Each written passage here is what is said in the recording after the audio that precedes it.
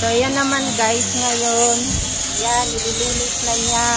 Nagsasanding na siya. Tinatawag sa mga nagtatrabaho ganyan ay sanding daw. So, para ano lang, ang kasunod niyan is magbabarnish na siya.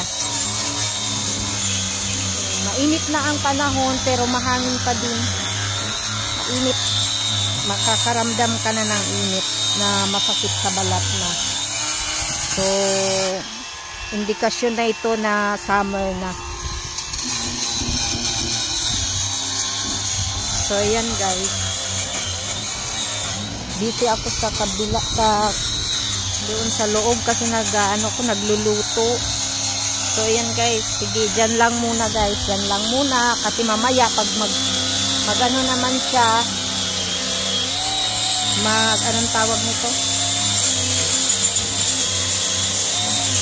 Pag magwa-varnish naman ulit siya guys.